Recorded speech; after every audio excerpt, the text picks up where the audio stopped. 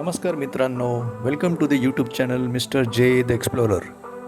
आजचा व्हिडिओ माझ्यासाठी खूप खास आहे, कारण हा माझ्या आयुष्यातील पहिला इंटरनॅशनल ट्रिपची सुरुवात म्हणजे जपानला.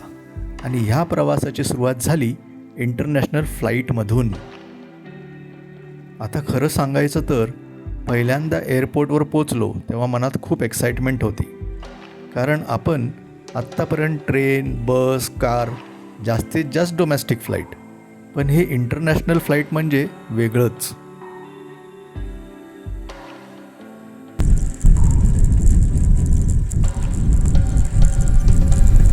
आणि मग तो क्षण आला.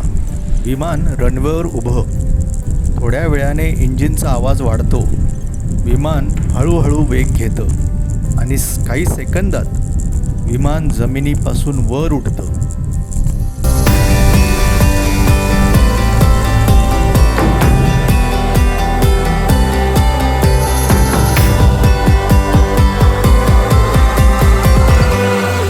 खाली दिसणारे रस्ते, इमारती, गाड्या हळूहळू लहान होत जातात आणि त्या क्षणी एक ओळ मनात आली. जमिनीवरून जग मोठं वाटतं, आकाशातून पाहिलं की सगळं छोटं दिसतं.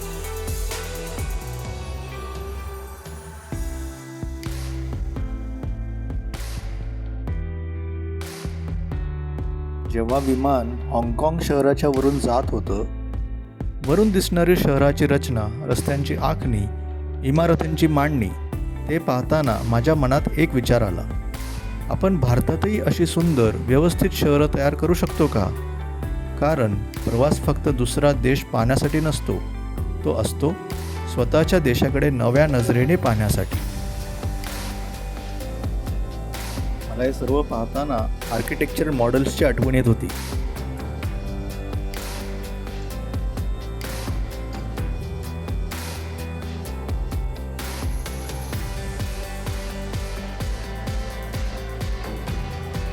मी हाँगकाँग ते ओसाका या कॅथे पॅसिफिक फ्लाईटच्या आत आहे.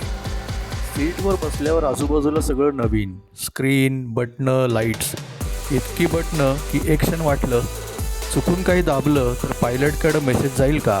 समोरच्या इन्फोटेनमेंट स्क्रीनवरती डाव्या बाजूला फ्लाईटचं स्पीड, तर उजव्या बाजूला किती उंचीवरती फ्लाईट उडत आहे ह्याची इन्फॉर्मेशन मिळत होती.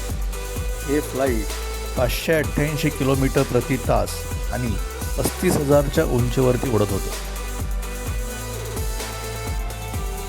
फ्लाईटमध्ये मला जॅपनीज चहा प्यायला मिळाला. त्याला काही टेस्ट नव्हती, जणू काही तो ग्रीन टी होता.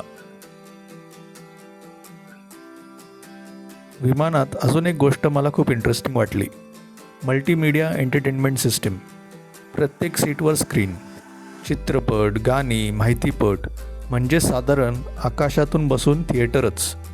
पण खरं सांगायचं तर स्क्रीनपेक्षा खिडकीतून दिसणारं दृश्य जास्त इंटरेस्टिंग होतं. तुम्ही या स्क्रीनचा वापर करूनच हवाई सौंदर्याला बोलवू शकत होता किंवा तुमची रीडिंग लाईट्स ऑन किंवा ऑफ करू शकत होता. आत विमानात आणखी एक मजेदार अनुभव म्हणजे इन फ्लाईट फूड. जेवणाची ट्रे आली, छोटे डबे, त्यात वेगवेगळे पदार्थ. पहिल्यांदा बघून वाटलं हे जेवण आहे की मिनिएचर मॉडेल, पण चव मात्र खूप छान होती.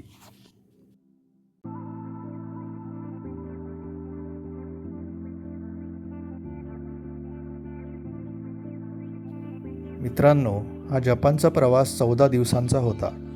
या प्रवासात आम्ही भेट दिली ओसाका, क्योटो आणि टोकियो, आणि प्रत्येक दिवस एक नवीन अनुभव.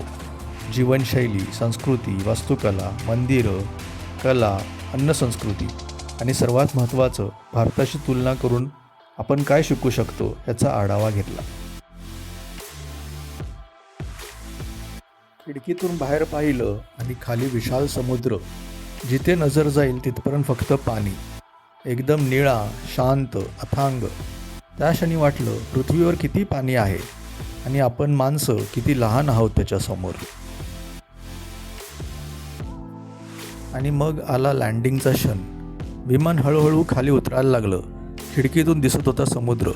इतकं जवळून विमान समुद्राच्या वरून जात होतं की क्षणभर वाटलं, अरे पायलट समुद्रात पार्किंग तर करत नाही ना. पण काही सेकंदातच समुद्राच्या काठावर दिसला रनवे. आणि अगदी स्मूथली विमान धावपट्टीवर उतरलं. तो लँडिंगचा क्षण खरंच अनफॉर्गेटेबल होता. हैदराबाद ते ओसाका ह्या विमान प्रवासाला साधारण 13 तास लागले, तर हाँगकाँगमध्ये 5 तासाचा लेओव्हर होता.